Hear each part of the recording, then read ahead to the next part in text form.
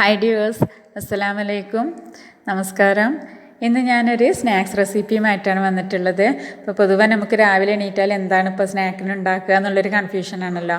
അപ്പോൾ ഇടയ്ക്കൊന്ന് മാറ്റി പിടിക്കാനൊക്കെ പറ്റുന്നൊരു റെസിപ്പിയാണിത്.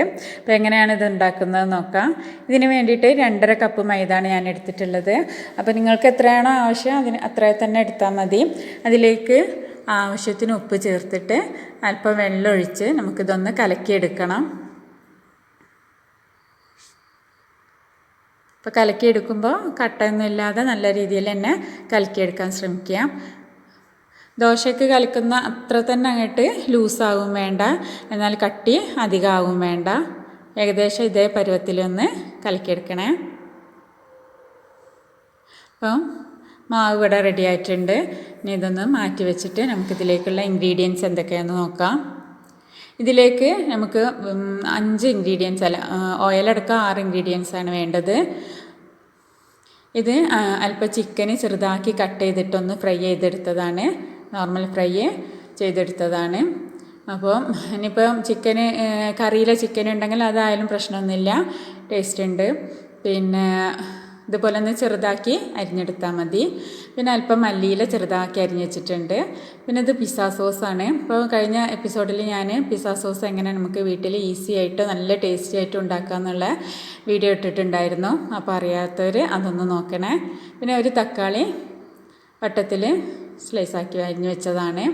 പിന്നെ ഇത് ഒരു വലിയുള്ളി ഇതുപോലെ ചെറുതാക്കി പൊടിയായിട്ട് അരിഞ്ഞ് വെച്ചതാണ്. അപ്പം വലിയുള്ളി അരിയുമ്പോൾ ഇതേപോലെ ചെറുതാക്കി അരിയാൻ ശ്രമിക്കുക. അപ്പോൾ ഇത്രയേ ഉള്ളൂ നമുക്കിതിലേക്ക് ആവശ്യമുള്ള ഇൻഗ്രീഡിയൻസ്.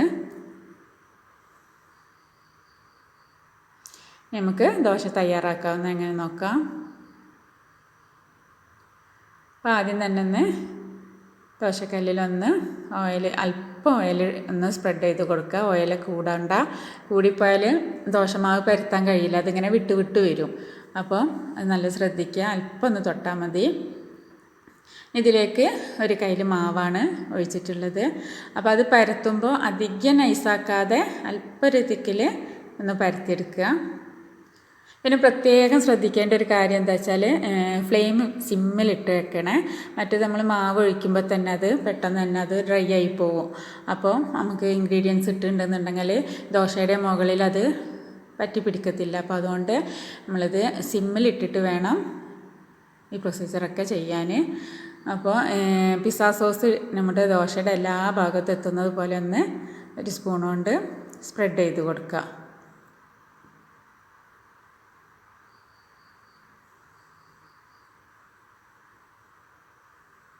ഇനി അതിൻ്റെ മുകളിലായിട്ട് ചിക്കൻ ഫ്രൈ ചെയ്തത് ഇട്ട് കൊടുക്കാം.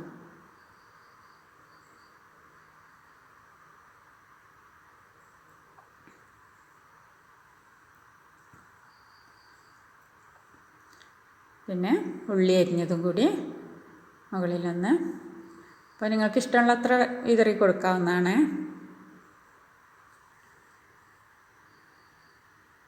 അതുപോലെ മല്ലിയിലയുടെ ടേസ്റ്റ് ഇഷ്ടം, എനിക്ക് നല്ല ഇഷ്ടമാണ്. അപ്പോൾ ഞാൻ കുറച്ചധികം ഇടുന്നുണ്ട്. അപ്പോൾ നിങ്ങൾക്ക് എത്രയാണോ ഇഷ്ടം വെച്ചാൽ അതിനനുസരിച്ച് ഇട്ട് കൊടുക്കുക. പിന്നെ അതുപോലെ നമ്മൾ സ്ലൈസാക്കി വെച്ചിട്ടുള്ള ടൊമാറ്റോ കൂടി അതിൻ്റെ മുകളിൽ ഒന്ന് പ്രസ് ചെയ്ത് വെച്ച് കൊടുക്കുക.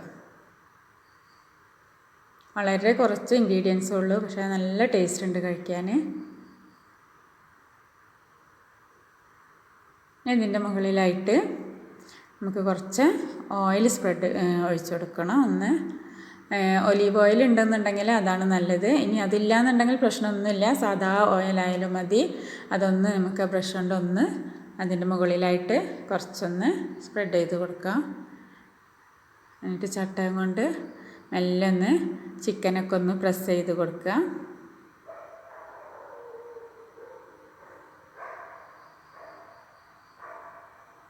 ഇനി ഇതൊരു ഒരല്പ നേരം, ഏകദേശം ഒരു 5 മിനിറ്റ് നേരം നമുക്ക് ഒന്ന് അടച്ച് വെച്ച് വേവിക്കണം. ഒക്കെ സിമ്മിൽ ചെയ്താൽ മതി. സിമ്മിൽ ഫ്ലെയിം ഇട്ടിട്ട് വേണം അതൊക്കെല്ലാം ചെയ്തെടുക്കാൻ.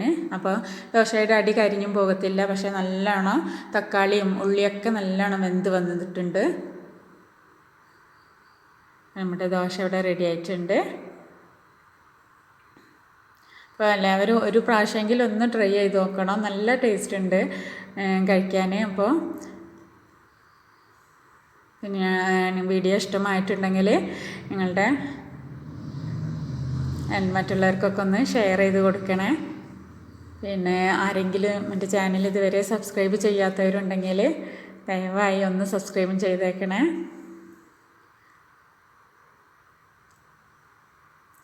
എൻ്റെ മൊബൈലിൻ്റെ ക്യാമറയ്ക്ക് ക്ലാരിറ്റി കുറവാണ്. അതുകൊണ്ടാണ് പിക്ചറൊന്നും ഒരു വലിയൊരു കളർഫുള്ളായിട്ട് കാണാത്തത്. അപ്പോൾ എല്ലാവരും ഒന്ന് ക്ഷമിക്കണം.